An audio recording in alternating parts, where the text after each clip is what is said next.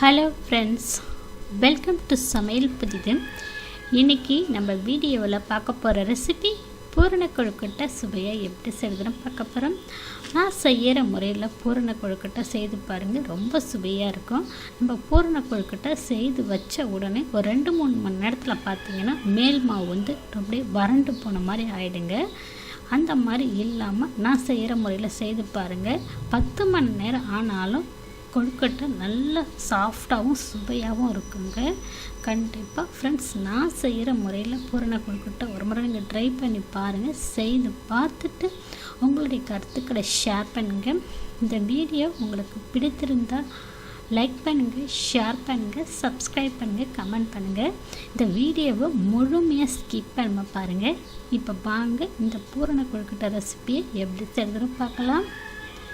இப்போ பூரண கொழுக்கட்டை செய்யறதுக்கு ஃபஸ்ட்டு மேல் மாவு ரெடி பண்ணிக்கலாம். இப்போ ஸ்டவ் மேலே ஒரு பாத்திரத்தில் 3 கப் பச்சரிசி மாவு எடுக்க போகிறேன். அந்த மாவுக்கு 3 கப் அளவுக்கு தண்ணி சேர்த்துருக்கேன்.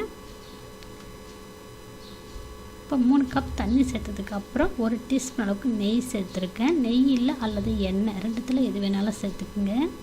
இப்போ மேல் மாவுக்கு தேவைக்கேற்ப உப்பு சேர்த்துருக்கேன். இதெல்லாம் சேர்த்ததுக்கப்புறம் நல்லா மிக்ஸ் பண்ணிவிட்டு தண்ணி நல்லா கொதிக்க விடுங்க. தண்ணி நல்லா சலசலன்னு கொதிக்குது பாருங்கள். இந்த டைமில் ஸ்டவ் ஆஃப் பண்ணிட்டு நம்ம மாவோடு சேர்த்துக்கலாங்க. இப்போ 3 கப் அளவுக்கு பச்சரிசி மாவு எடுக்கிறேன். வறுத்த மாவாக எடுத்துக்கோங்க. வறுக்காத மாவாக இருந்தால் வறுத்துட்டு சேர்த்துக்குங்க. இது வறுத்த மாவுன்றதுனால நான் டைரெக்டாக அப்படியே சேர்க்குறேன். 3 கப் பச்சரிசி மாவு இது போல் ஒரு ஜன்னி வச்சு நல்லா ஜனிச்சு எடுத்துக்கலாங்க. இது சாதா பச்சரிசி மாவு தாங்க. நீங்கள் பச்சரிசி மாவுலையும் செய்யலாம், இடியாப்பா மாவு, கொழுக்கட்டை மாவு எதுவில் வேணாலும் செய்யலாங்க. இப்போ மாவு ஜலிச்சு எடுத்தாச்சு. இப்போ நம்ம தண்ணி கொதிக்க வச்சோம் பார்த்திங்கன்னா அந்த தண்ணியை சேர்த்துக்கலாம். சில மாவுகள் தண்ணி அதிகமாக தேவைப்படும், சில மாவுகள் தண்ணி கம்மியாக தேவைப்படும். நான் 3 கப் தண்ணி சேர்த்துருக்கேன்.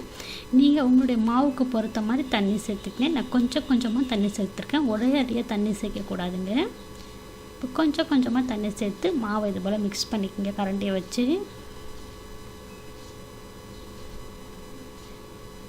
இப்போ நான் மீதம் இருக்க தண்ணி எல்லாத்தையும் சேர்க்க போகிறேங்க. இப்போ நான் 3 கப் தண்ணி சேர்த்துருக்கேன். 3 கப் மாவு எடுத்ததுக்கு 3 கப் தண்ணி எனக்கு கரெக்டான அளவில் இருந்துச்சுங்க. இப்போ மாவை நல்லா ஒன்று போல் நல்லா மிக்ஸ் பண்ணிக்கோங்க. எல்லா மாவுலேயும் தண்ணி பட்டு இருக்கணும். இப்போ மிக்ஸ் பண்ணதுக்கப்புறம் மேலே மூடி போட்டு மாவை அப்படியே ஊற விட்டுடலாங்க ஒரு 10 நிமிஷம் போல். இதுக்கு நம்ம பூரணம் ரெடி பண்ணிக்கலாம். இப்போ ஸ்டவ் மேலே கடாயில் 1/2 கப் அளவுக்கு வெள்ளை எள்ளு சேர்த்துருக்கேன். வெள்ளை எள்ளு இல்லை கருப்பு எள்ளு, ரெண்டுத்தில் எது வேணாலும் சேர்த்துக்குங்க. ஆனால் கருப்பு எள்ளு சேர்த்து செய்யும்போது தோலோடு இருக்கிறதுனால சிறு கசப்பில் இருக்கும். நீங்கள் முடிஞ்ச அளவுக்கு வெள்ளை எள்ளு சேர்த்துக்குங்க. அதேமாதிரி சுத்தமான எல்லாம் சேர்த்துக்குங்க.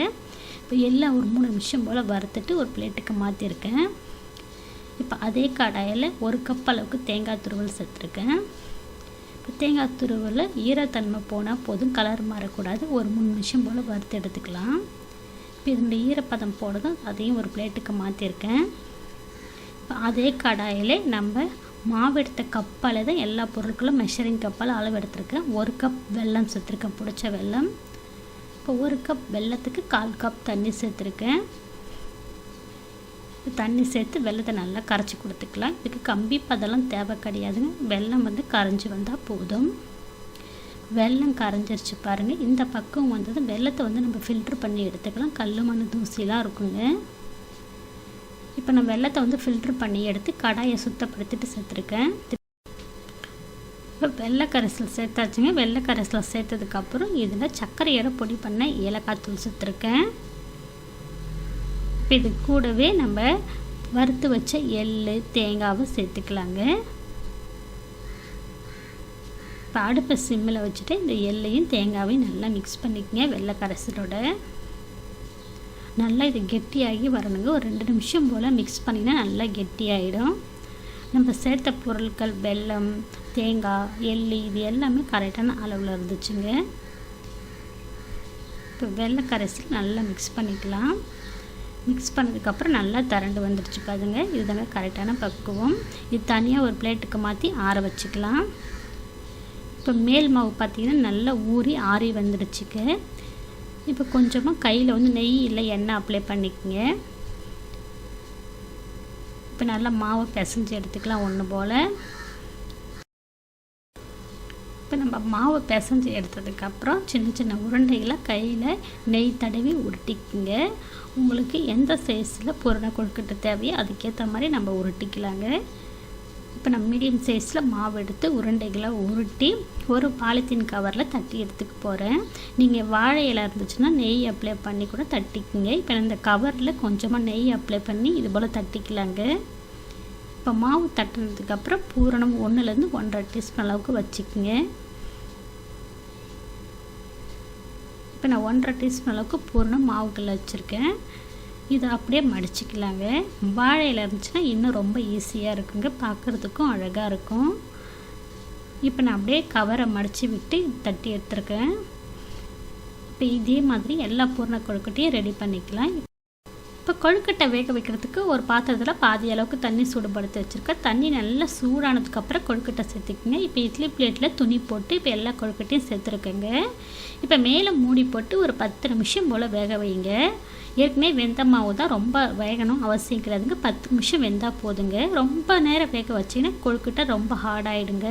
இப்போ ஒரு 10 நிமிஷம் போல் வேக வச்சு எடுத்துருக்கேங்க.